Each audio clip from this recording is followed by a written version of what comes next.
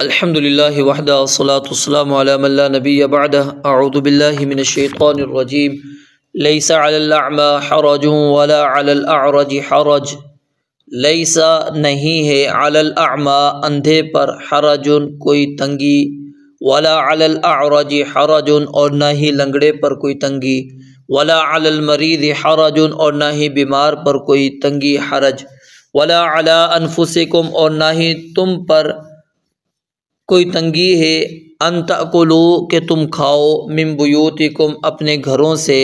औ बुयूति आबाइकुम या अपने बापों के घरों से, औ बुयूति उम्महातिकुम या अपनी माओं के घरों से, औ बुयूति इख्वानिकुम या अपने भाइयों के घरों से, औ बुयूति अखवातिकुम या अपनी बहनों के घरों से, औ बुयूति अमामिकुम या अपने चचाओं के घरों से, औ बुयूति अम्मातिकुम या अपनी फूफियों के घरों से, औ बुयूति अखवालिकुम या अपने मामुओं के घरों से, औ बुयूति खालातिकुम या अपनी खालाओं के घरों से, औ मा मलकतुम मफातिहाहु या फिर उस घर से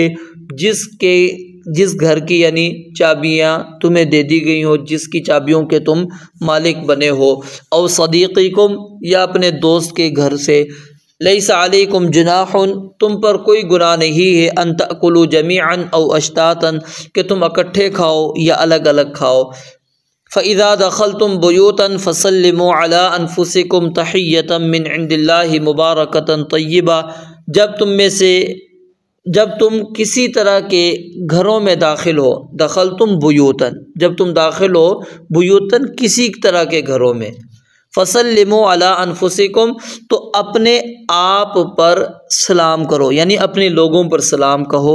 तहिय्यतम मिन इंदिल्लाहि मुबारकतन तय्यिबतन ये ज़िंदा सलामत रहने की जो दुआ है ये अल्लाह की तरफ से मुकर्रर की हुई बाबरकत पाकीज़ा है। कज़ालिका युबय्यिनुल्लाहु लकुमुल आयाति लअल्लकुम तअक़िलून इसी तरह अल्लाह ताला तुम्हारे लिए आयात खोल कर बयान करता है ताकि तुम समझो। ये जो आखिरी जुमला हमने पढ़ा युबय्यिनुल्लाहु लकुमुल आयात, ये अल्लाह रब्बुल आलमीन ने तीसरी मरतबा ये बात बयान फरमाई है और उसका मकसद क्या है कि ये इंतहाई गौर व फ़िक्र वाले अहकामात हैं, इस पर तवज्जो करो। इस आयत की तफसीर के अंदर मुफस्सिरीन से तीन बातें मनकूल हैं। एक तो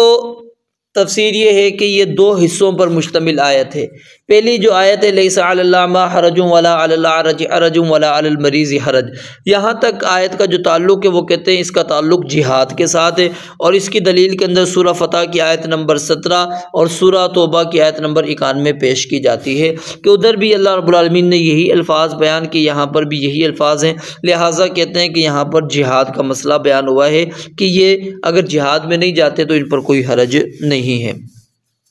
और दूसरी तफसीर बाज़ मुफस्सिरीन ने यह बात बयान की है कि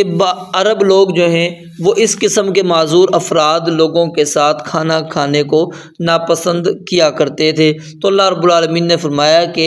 उनके साथ खाने में हरज नहीं है। लेकिन ये तफसीर दुरुस्त नहीं है क्योंकि अल्लाह रब्बुल आलमीन ने ये नहीं कहा कि तुम पर हरज नहीं है, बल्कि अल्लाह रब्बुल आलमीन ने ये कहा कि अंधों पर, लंगड़ों पर और बीमार पर हरज नहीं है।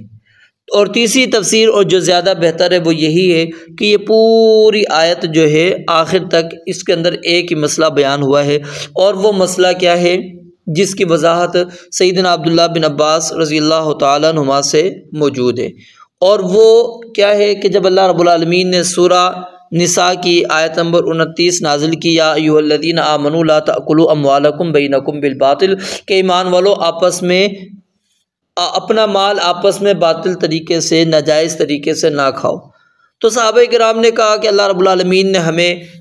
आपस में माल खाने से मना फरमाया है बातिल तरीके से। तो अगर हम देखते हैं तो हमारा सबसे बेहतर खाना कौन सा है, वो माल जो है सबसे बेहतर माल वो ये खाने की सूरत के अंदर है। लिहाजा उन्होंने एक दूसरे के घरों पर खाना खाना छोड़ दिया। तो अल्लाह रब्बुल आलमीन ने यह आयत नाजिल फरमा दी कि लैसा अलल अअमा हरजुन वला अलल अअरज हरजुन वला अलल मरीज़ हरजुन कि तुम अगर एक दूसरे के घर पर जाकर खाना खाते हो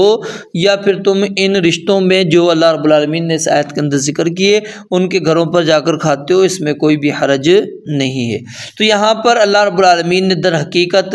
उन लोगों का हक़ बयान किया है जो माज़ूर हैं,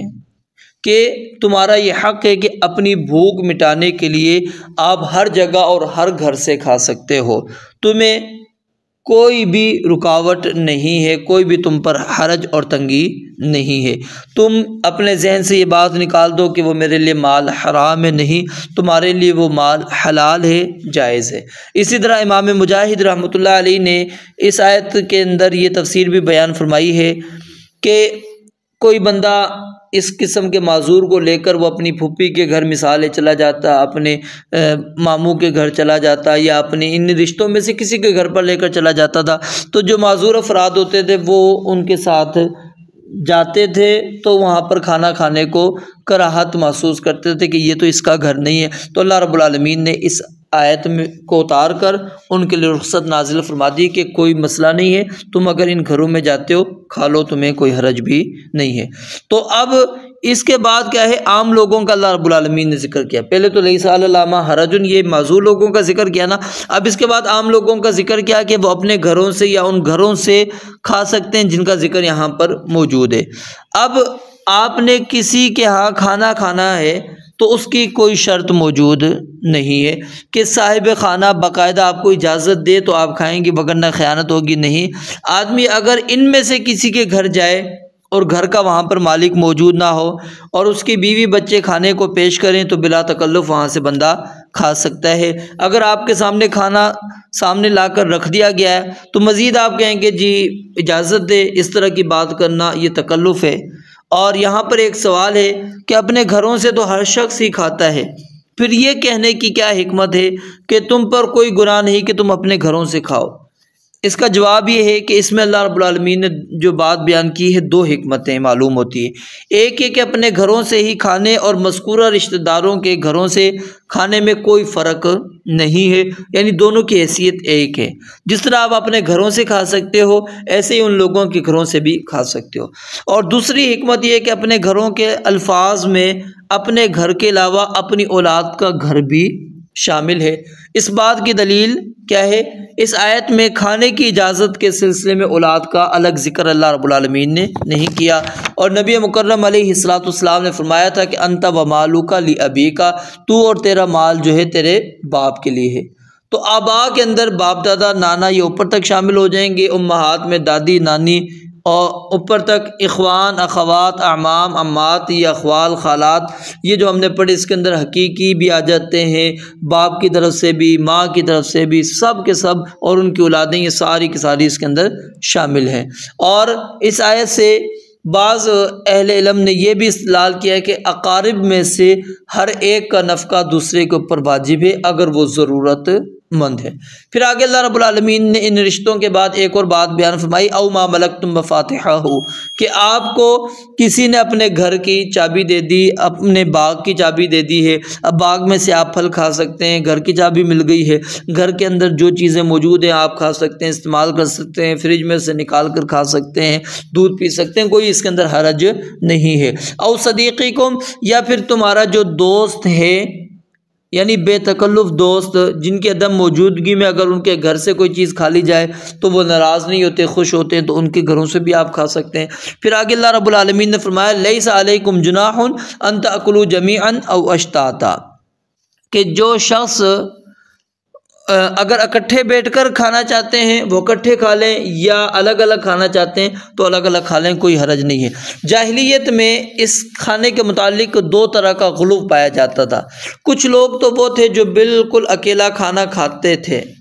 दूसरे को साथ मिलाते ही नहीं थे, वो नफ़रत करते थे, वो कहते थे नहीं इस तरह एक दूसरे के ज़रिए से जरासीम और बीमारी लग जाती है। और कुछ लोग ऐसे थे जो अकेला खाना खाने को बुख़ल और कमीनगी समझा करते थे, जब तक कि दूसरा साथी उनको नहीं मिलता था वो खाना नहीं खाते थे, और हत्ता के बाज़ औक़ात वो फाका भी कर जाते थे। तो अल्लाह रब्बुल आलमीन ने दोनों पाबंदियाँ ख़त्म करके आम इजाज़त दे दी कि अलग अलग खाओ या इकट्ठे मिलकर खाओ, दोनों सूरतों में तुम पर कोई गुनाह नहीं। अगर अलग अलग खाना है तो उसकी इजाज़त है, लेकिन मिलकर खाएंगे तो अफजल है, क्योंकि उसके अंदर बरकत हो जाती है। फिर उस सूरत में दो बंदों का खाना तीन को काफ़ी, तीन का चार को काफ़ी हो जाता है, और एक रिवायत के मुताबिक एक का दो को, दो का चार को, और चार का आठ को काफ़ी हो जाता है। और इसी तरह नबी अलैहिस्सलातु वस्सलाम ने अशअरी जो कबीला था उनकी आप अलैहिस्सलाम ने तारीफ़ की। उसकी वजह यह थी कि अशअरी लोग जब लड़ाई में खाने के हवाले से मोहताज होते या मदीना में उनके बाल बच्चों का खाना कम हो जाता था, जो कुछ उनके पास जमा होता था वो एक कपड़े में इकट्ठा करते फिर आपस में बराबर बांट लिया करते थे। तो आप अलैहिस्सलाम ने फरमाया कि फ़हुम मिन्नी व अना मिनहुम, वो मुझसे हैं और मैं उनसे हूँ। फिर उसके बाद अल्लाह रब्बुल आलमीन ने एक और हुक्म बयान फरमाया, फ़इज़ा दख़लतुम बुयूतन, कि घरों में दाखिले का अदब बयान फरमाया कि जब भी आपने घर में दाखिल होना है तो घर में दाखिल होते वक्त घर वालों को आपने सलाम कहना है। औला अनफुसिकुम से मुराद अपने लोगों को सलाम कहना है, क्योंकि सब के सब क्या हैं, एक ही जिस्म की मानिंद है, एक जानिब की मानिंद है। अगर घर के अंदर कोई मौजूद ना हो तो फिर भी सलाम कहना चाहिए। अब्दुल्लाह बिन उमर रज़ी अल्लाह तआला अन्हु का कौल मनक़ूल है, वो बयान फरमाते हैं कि फिर आपने अस्सलामु अलैना व अला इबादिल्लाहिस सालिहीन, ये आपने सलाम कहना है जब घर के अंदर कोई मौजूद ना हो। और आगे अल्लाह रब्बुल आलमीन ने फिर जो बात बयान फरमाया कि तहियतम मिन इंदिल्लाहि मुबारकतन तय्यबतन, ये सलाम कर लेना ये अल्लाह रब्बुल आलमीन की तरफ से एक अजीम तोहफ़ा है, बाबरकत और पाकीज़ा तोहफ़ा है, जो सलामत रहने की दुआ अल्लाह रब्बुल आलमीन ने तुम्हारे लिए मुकर्रर की है, तो इसको तुमने अपनाना है। तो इस आयत के अंदर हकीकत में अंदर अल्लाह रब्बुल आलमीन ने क्या बातें बयान फरमाई कि इंसान जो परेशान होता है, तंगी के अंदर होता है कि उसको खाने को नहीं मिल रहा, अपने घर के अंदर मौजूद नहीं है, तो आपकी अजीज़ अकारिब हैं तो उनके घरों में चले जाएं, उनके घरों में जाकर खा लें। फिर आखिर में अल्लाह रब्बुल आलमीन ने वही बात बयान की जो मैंने शुरू में कही, कज़ालिका युबय्यिनुल्लाहु लकुमुल आयात, कि अल्लाह रब्बुल आलमीन ये तीसरी मरतबा इस बात को दोहरा रहे हैं और इसका मकसद यही है कि इंसान इसके ऊपर गौर व फिक्र करे, तदब्बुर करे, इन अहकामात को समझे। रब्बुल आलमीन से दुआ है अल्लाह ताला समझने अमल करने की तौफीक अता फरमाए। व आखिर दावाना अनिल हम्दुलिल्लाहि रब्बिल आलमीन।